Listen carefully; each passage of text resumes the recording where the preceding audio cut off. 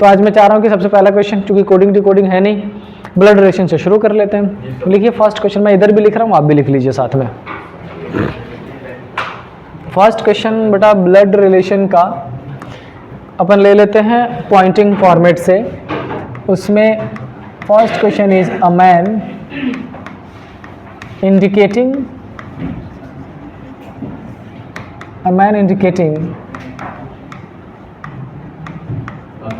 towards a woman and says she is the daughter of the only daughter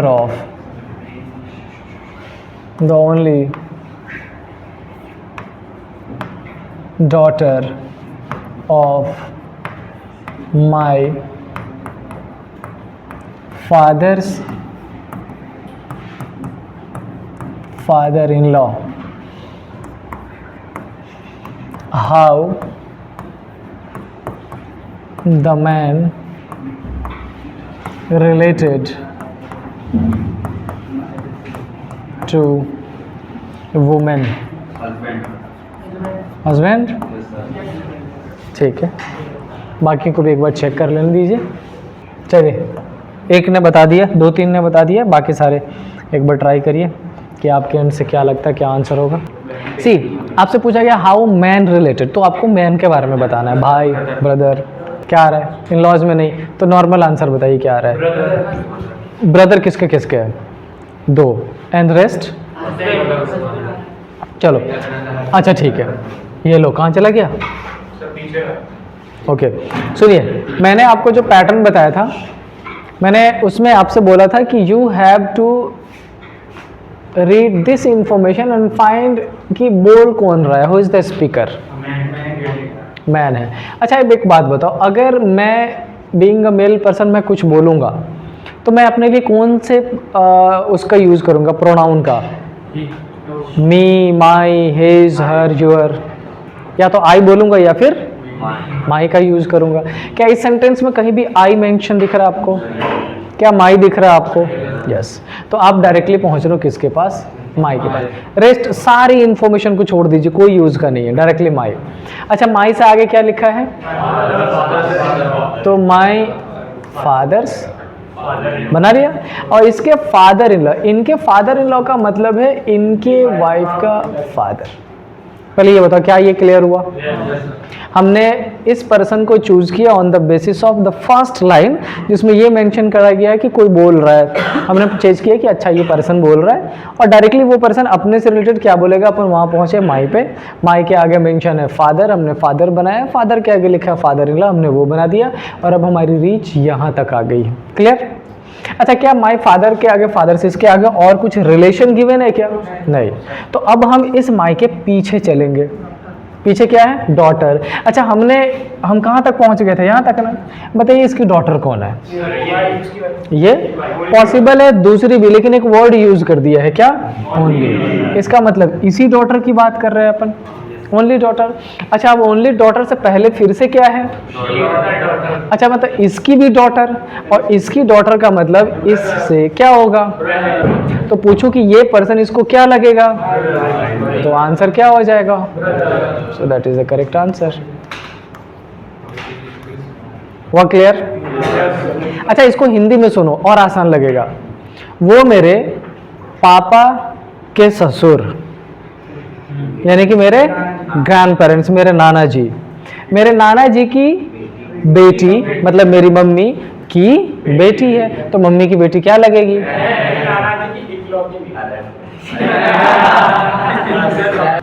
चलिए एक question और same pattern लिख रहा हूं, और आप कोशिश ये करो कि मेरे लिखते लिखते आपके आंसर आ जाए थोड़े अच्छे तरीके से। Question number 2, A indicates to B and says she is the only daughter in law of my sisters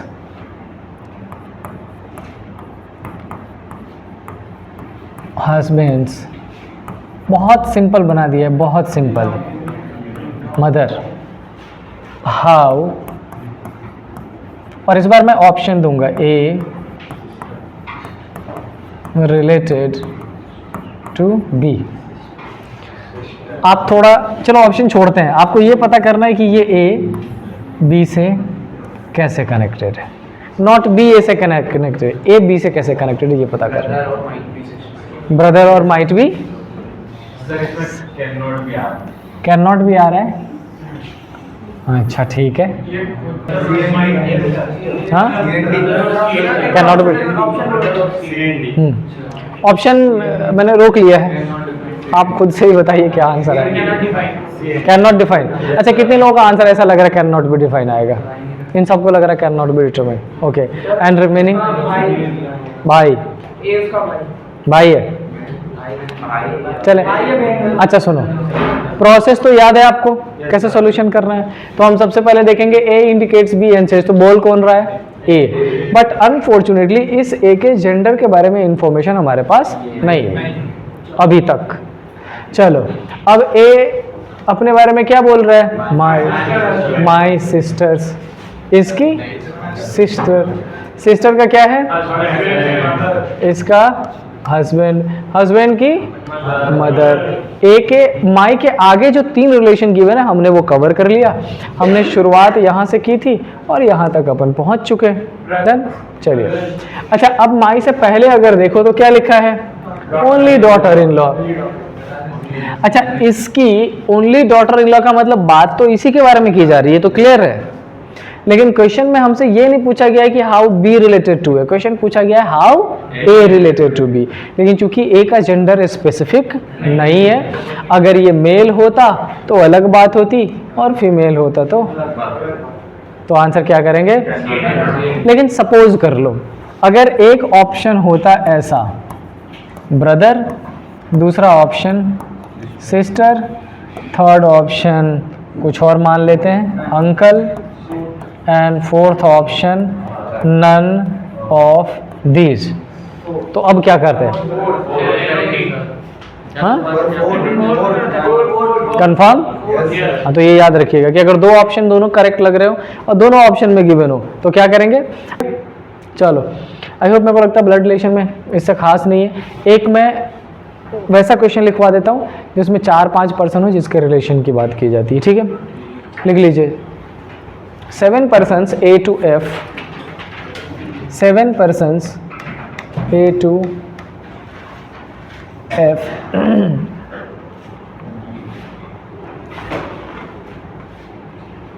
done.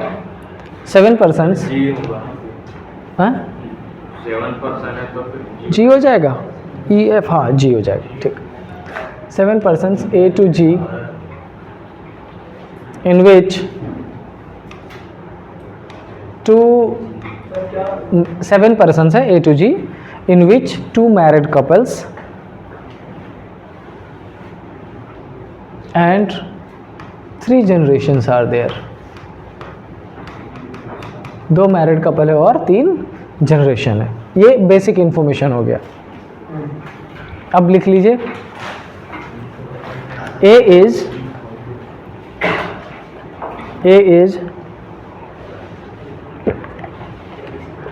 son-in-law of B's mother।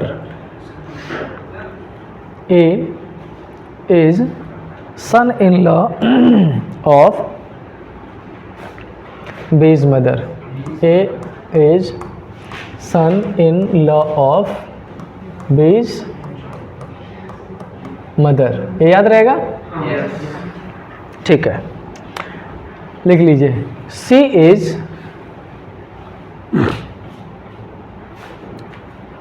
is brother of B। C is brother of B whose father confusion हो रुक के बोल देता हूँ दोबारा, ध्यान रखिएगा। C is brother of B whose father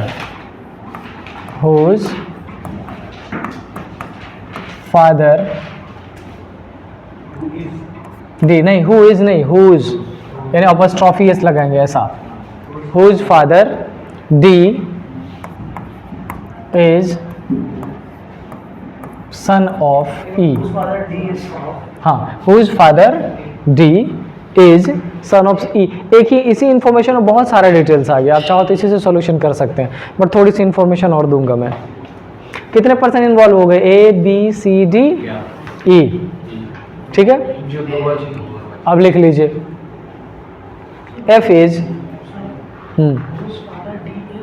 D is son of E.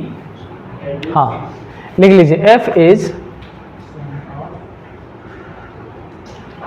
grandson of F is grandson of G।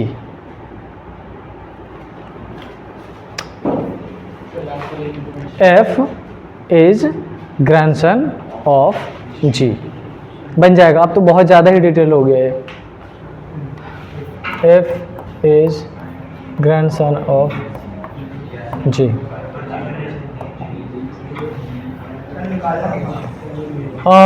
इसमें आप स्ट्रक्चर फ्रेम कर लीजिए, मैं 2-3 रैंडम क्वेश्चन पूछ लूंगा आपसे। हो गया? अच्छा, तो आप मुझे ये बता दीजिए कि ए का ई से क्या रिलेशन होगा? हाँ, ए का बी से, E for elephant, father in law के फादर। ओके, ठीक है बेटा। यस दर्शिल, बन रहा है कुछ? ओके, हाँ, फादर ऑफ ग्रैंड पेरेंट्स ही हो जाएगा, क्योंकि देखिए father of father in law हो गया, इसका मतलब अगर आप मेल है तो आपके वाइफ के ग्रैंड पेरेंट्स हो गए, अगर आप फीमेल है तो आपके हस्बैंड के ग्रैंड पेरेंट्स हो गए, तो आपके ग्रैंड पेरेंट्स ही होंगे, क्योंकि ग्रैंड पेरेंट्स में इन लॉज का रिलेशन मेंशन रेयर ही मिलता है ना के बाद। हाँ बेटा बोलो। Who is father? D. C is the brother of B whose father D is son of E. मुझे ये बताओ क्या सबके स्ट्रक्चर बन गए? अच्छा ठीक है,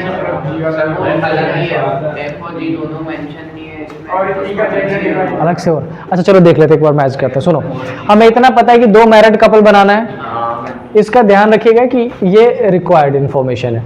अब क्या लिखा है? A is son in law of B is mother, तो हमने पहले बी की क्या बना दी, और इसके सन इन लॉ का मतलब है इसके डॉटर का हस्बैंड।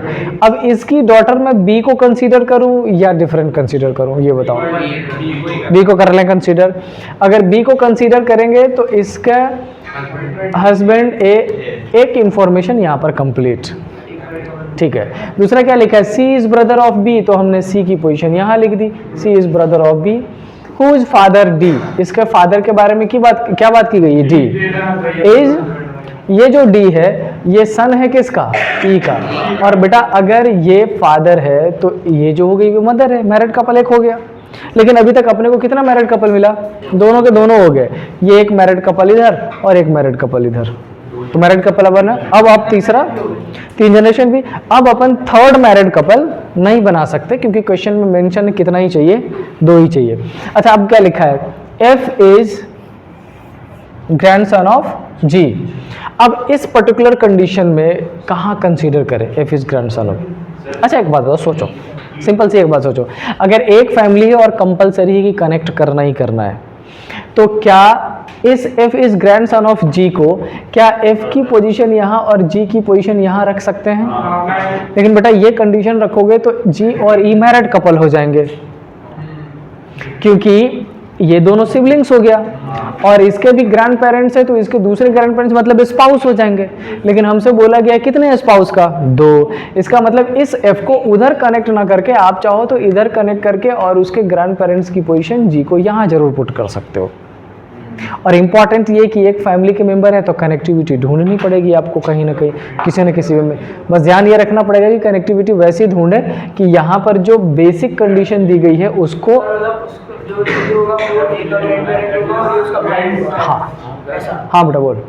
जी को डी की वाइफ बता के तुम ए या सी का कोई सन निकाल सकते हैं। तो बेटा 4 जनरेशन हो जाएगा, ओनली 3 जनरेशन आर देयर। इसीलिए 2 चीज़ें मैंने जानबूझ के लिखवाई है, ये कंपलसरी बाउंडिंग कंडीशन है, बाउंडिंग कंडीशन से बाहर अपन नहीं जा। और एक चीज़ और मैं अभी आपको बता देता हूँ, अगर नहीं बताया तो, अगर पर्सन्स में ऐसा मेंशन किया गया हो कि इन अ फैमिली, तो अपन अलग अलग भी नहीं रख सकते, मर्ज करना ही पड़ेगा आपको, ठीक है। अब क्वेश्चन मैंने क्या पूछा है, कंडीशन में ए और एफ का तो कोई रिलेशन ही नहीं दिया था, इनका अपन ने अज्यूम किया। अज्यूम कर रहे हैं, क्यों? क्योंकि एक फैमिली में कनेक्टिविटी ढूंढनी पड़ेगी। अब अपने पास अजम्पशन 2 बन रहा है, एक अजम्पशन कि हम उस एफ को यहाँ से कनेक्ट कर ले, और एक हम उस एफ को वहाँ से कनेक्ट करें। हाँ, एक बात अब आपने बोला अजम्पशन का, तो मेरे दिमाग में एक चीज़ और आ रही है, इसके पापा के वो है ना, वो ऐसा भी तो हो सकता था कि ये इसका सिबलिंग्स हो और जी की पोजीशन इसके ऊपर आ जाए। बेटा 1 मिनट, पॉसिबल है क्या? सोचो, बिल्कुल पॉसिबल है। ग्रैंडसन है ना, यहाँ पर भी इसकी ये कौन है, मम्मी है ना, इसके मम्मी के भी अगर पापा या मदर होंगे तो ये तो ग्रैंडसन हो ही जाएगा आसान, कोई दिक्कत नहीं है। लेकिन बस तो स्पेसिफिक मेंशन नहीं है, अगर स्पेसिफिक मेंशन नहीं है तो पैटर्नल मैटरनल दोनों कंसीडर करिए। बोलो।